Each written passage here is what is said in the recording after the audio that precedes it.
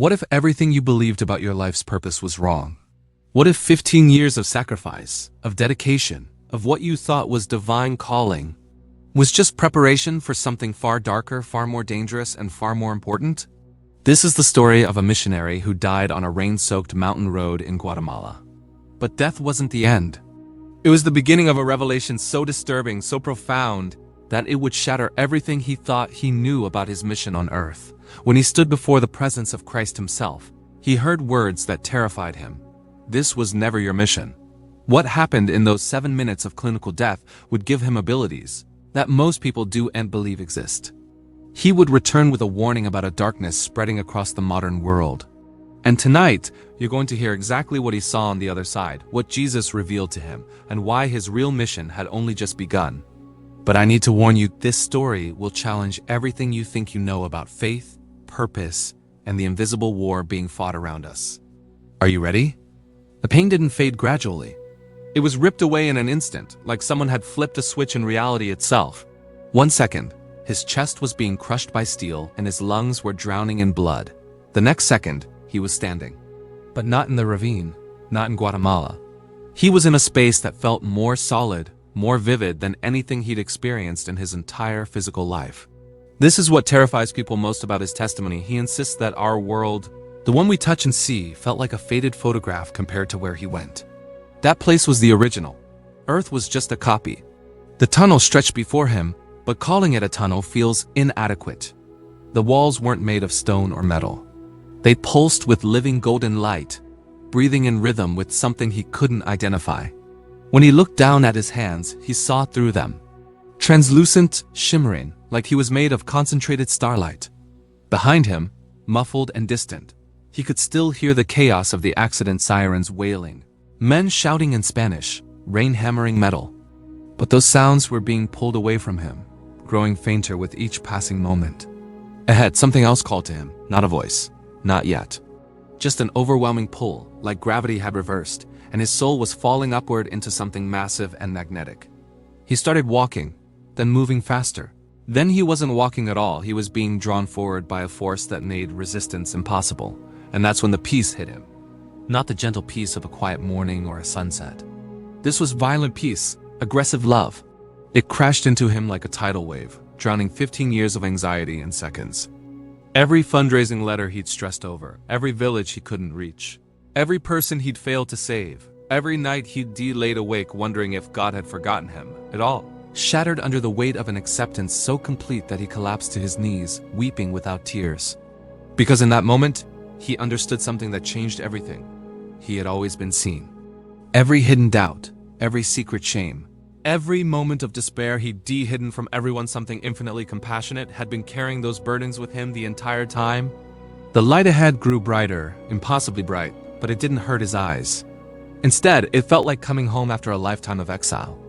And he ran toward it with the desperation of a drowning man breaking the surface, not knowing that what waited at the end would demolish everything he thought he knew about his purpose on Earth. When he emerged from the tunnel, language broke down completely.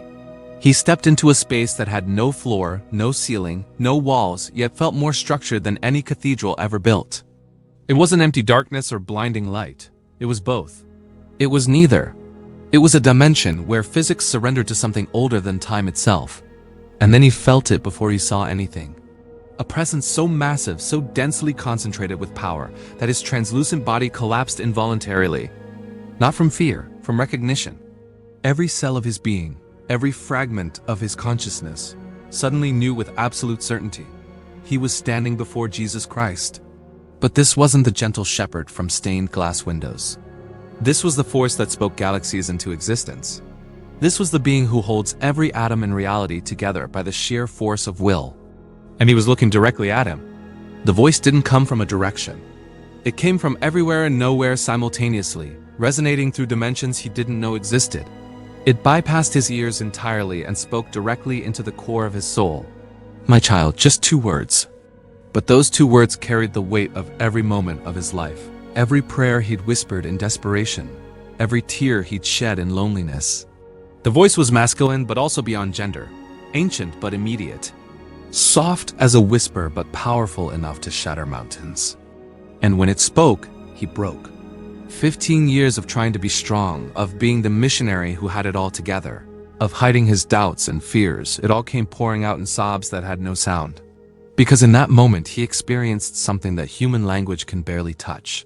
He was completely naked before infinite holiness, every shameful thought exposed, every failure visible, and instead of judgment, he felt waves of unconditional love crashing over him with such intensity that it should have destroyed him. The presence moved closer, and he understood that he was being seen in a way that no human had ever truly seen him. Every mask stripped away, every pretense dissolved. And somehow, impossibly, he was not just accepted, he was cherished. This is when everything he thought he understood about God shattered into pieces. Because what came next would reveal that his entire mission, everything he'd sacrificed for, had been nothing more than training for something far more terrifying. The voice spoke again, and the words detonated his entire reality. You have been faithful with what you believed I asked of you, but this was never your true mission. Time stopped. Or maybe time had never existed there to begin with. 15 years evaporated in an instant. Every village he brought water to, every church he'd helped build, every child he taught to read, was it all meaningless? Had he wasted his entire adult life chasing a calling that was never real? Panic started rising in his chest, but before the thought could fully form, the presence responded. Not with words this time. With a flood of pure understanding that downloaded directly into his consciousness, bypassing language entirely. You were preparing. The voice wrapped around him like a wave. Every village you visited, every hand you held, every prayer you spoke into the darkness, you were learning to see what others cannot see. You were learning to hear what others refused to hear. You were being trained, and then the vision started. His entire life began replaying before him, but he was seeing it through different eyes now. He watched himself walking through a village in Honduras, praying with a woman whose son had disappeared. But now he could see what he'd been blind to before, a thick, oily darkness clinging to her shoulders, whispering lies into her mind, feeding on her grief. And when he prayed that day, he watched that darkness recoil, shrieking silently as it was forced to release its grip. He'd never known. He thought he was just offering comfort. But he'd been waging war in a dimension he couldn't perceive. More memories flooded him. A church service in El Salvador, where he'd spoken about faith. He watched himself standing at the pulpit, but now he could see the invisible audience beings of light standing among the congregation, and shadows lurking in the corners, fleeing when he spoke the name of Jesus with genuine authority. His presence hadn't just inspired people, it had torn openings in the veil between worlds. There is a greater darkness coming. The voice shifted, and suddenly he wasn't looking at the past anymore. He was seeing the future. Cities filled with people scrolling through phones, their faces illuminated by cold blue light, completely unaware that they were starving spiritually. He saw churches packed with people singing songs, but their worship was hollow, mechanical, powerless. He saw a generation so disconnected from the supernatural that they'd forgotten there was a war raging for their souls. And he understood with horror, his real mission was about to begin, and it would cost him everything. Then came the moment that would haunt him for the rest of his life. The presence offered him something he never expected. A choice.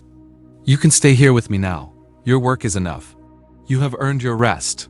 The words hung in the space between dimensions. And for the first time since arriving, he felt something that resembled physical sensation, a deep, bone-tired exhaustion that he'd been carrying for so long he'd forgotten it was there.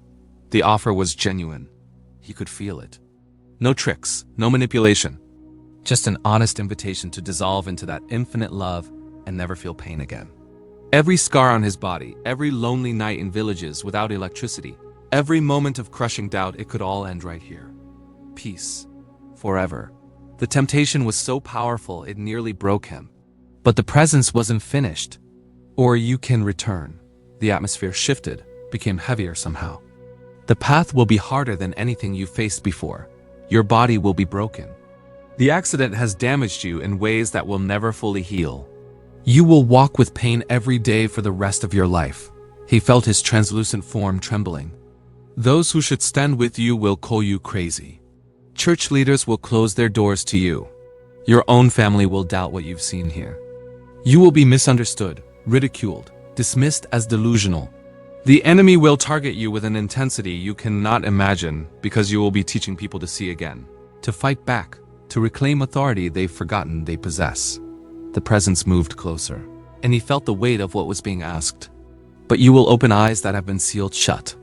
You will speak truth into places where I have been silenced for generations. You will teach people that the supernatural realm is not mythology, it is the battleground where their real lives are being decided. You will wake them from a sleep so deep they don't even know they're dreaming. He thought about his mother, who still lit a candle for him every Sunday. He thought about the people in those cities he'd seen, scrolling endlessly through their phones, medicating their spiritual hunger with entertainment, searching for meaning in all the wrong places. He thought about children being raised in a world that had amputated the sacred from reality. And even though every logical part of him screamed to stay in this paradise, even though he knew the suffering that waited for him, back in that destroyed body, he heard himself speak words that would seal his fate. Send me back. I'll do whatever it takes. Use me. The moment those words left him, the light exploded and everything went black. The return was violent beyond description. His consciousness slammed back into his body like a meteor crashing into Earth at terminal velocity. If the departure had been painless, the re-entry was agony multiplied by 1,000. Every nerve ending screamed in protest. His chest felt like it was being crushed by a hydraulic press. 3 ribs shattered, 1 lung completely collapsed. His left leg twisted at angles that bones should never bend. He tried to scream, but his throat was filled with blood. The paramedics would later tell him he'd been clinically dead for 7 minutes. 7 minutes without a heartbeat, without brain activity, without any measurable sign of life. The veteran M2 who pulled him from the wreckage, a hardened man who'd seen 2 decades of death, stood frozen when the body suddenly gasped. "That's impossible," he whispered. I checked him. He was gone, but impossible didn't cover what happened in the ambulance. He flatlined twice more on the way to the hospital, and each time, against all medical probability, his heart restarted on its own. The doctors couldn't explain it. His injuries were catastrophic. He should have died at the scene, and if not there, then certainly in the ambulance. And if not there, then absolutely on the operating table. But every time death reached for him, something pushed back. The surgeon, a renowned atheist who'd performed over 3,000 operations, found himself disturbed by this case in ways he couldn't articulate. During the surgery, monitors showed brain activity patterns he'd never seen before, like the patient was conscious and fighting to stay alive from somewhere beyond the anesthesia. The first words he spoke, before his eyes even opened, before the breathing tube was removed, were, "I have to tell them." Jesus said, "I have to tell them." The nurses exchanged worried glances. They'd seen delirious patients before, seen people hallucinate under trauma and drugs. But this felt different. His vitals stabilized the moment. Those words left him, like speaking that sentence had anchored him back to physical reality. The head surgeon would later admit, in a quiet conversation he never repeated publicly, that something about this case shattered his materialist worldview. "I've seen people fight for life," he said, his hands trembling slightly. "I've seen the body's will to survive. But this wasn't that. It was like he was being held here by a force that had nothing to do with biology. Like something refused to let him go, no matter what the laws of nature demanded." Recovery took 8 months, but the physical healing was nothing compared to what was happening to him internally. Something had fundamentally changed in the architecture of his perception. He began experiencing phenomena that terrified him at first, made him question his own sanity. When nurses entered his hospital room, he started sensing things about them that he had no natural way of knowing. The young nurse who smiled too brightly, he could feel the crushing weight of her father, as recent suicide pressing down on her shoulders, like invisible chains. The doctor who joked during rounds, he sensed an addiction to prescription painkillers, gnawing at the man's soul like a parasitic shadow. He wasn't reading body language or making educated guesses. He was seeing into a dimension that existed parallel to physical reality, perceiving wounds and darkness that most people spent their entire lives pretending didn't exist. One night, around 2 in the morning, the hospital chaplain came to visit him. A kind, gentle man who'd been doing ministry for 30 years, beloved by staff and patients alike. They talked about faith, about suffering, about God's purposes in pain. But as the conversation continued, he began seeing something that made his blood run cold. Behind the chaplain, slightly to the left, stood a shadow that had no physical source. It wasn't cast by the lights. It wasn't a trick of his medication-fogged mind. It was a distinct entity, formless but unmistakably present, with what felt like tendrils wrapped around the chaplain's head and chest. He could sense it feeding, draining the man's life force, whispering lies disguised as the chaplain's own thoughts. For 5 years, this thing had been convincing a man of God that his life was meaningless, that his ministry was worthless, that death would be a relief. Without thinking, operating on an instinct, he didn't understand. He reached out his hand toward the chaplain and spoke with an authority that came from somewhere beyond himself. "In the name of Jesus Christ, I command you to leave him, now." The effect was instantaneous and visible. The shadow convulsed like it had been struck by lightning, then dissipated like smoke in a strong wind. The chaplain gasped, grabbed his chest, and his eyes went wide. Tears started streaming down his face. "What did you just do?" he whispered, his voice shaking. "I just felt something break off me. For 5 years I'd been battling depression so severe I've contemplated suicide. And it just left. I can breathe again." This became his new reality. He could see the war that was raging around every person, invisible to those who'd been conditioned to believe that only the material world was real. When he finally walked out of that hospital 8 months later, limping and scarred, he knew he would never return to Guatemala. That chapter had closed the moment he died on that mountain road. The voice had been clear. His mission was no longer in remote villages, but in the heart of modern civilization, in places where people had everything except what their souls were starving for. He started small, sharing his testimony in living rooms and church basements, speaking to anyone who would listen. But his message made people uncomfortable. He didn't talk about a gentle, manageable faith. He talked about spiritual warfare that most pastors had stopped believing in decades ago. He challenged the comfortable Christianity that had turned churches into social clubs and worship into entertainment. He exposed the lies that people had built their entire lives upon. And the reactions were predictable. Church leaders closed their doors to him. They said he was too intense, too focused on the demonic, too radical. Some accused him of being mentally unstable, claiming his near-death experience had been nothing more than oxygen deprivation and hallucination. His own family members stopped returning his calls, embarrassed by what he'd become. But something else happened too. People who were genuinely hungry for truth started finding him. Young people exhausted by empty religion. Broken individuals who deep in told their problems were just depression or anxiety when they were actually facing genuine spiritual oppression. Those who'd deep been searching for something real their entire lives and kept finding only hollow rituals and performance. They came in small groups at first, then larger crowds, all desperate to learn what he could teach them. He began training others to see what he could see, to operate in the spiritual authority that Jesus had given all believers, but that most had forgotten existed or been taught to ignore. He showed them how to discern between mental illness and demonic oppression. He taught them to recognize when they were being lied to by forces that wanted them weak, distracted, and spiritually blind. He didn't ask them to believe his story without evidence. He simply showed them how to test everything, to look at the fruit, to see if lives were actually being transformed or just temporarily comforted, and the results spoke for themselves. Addictions that had controlled people for decades broke in moments.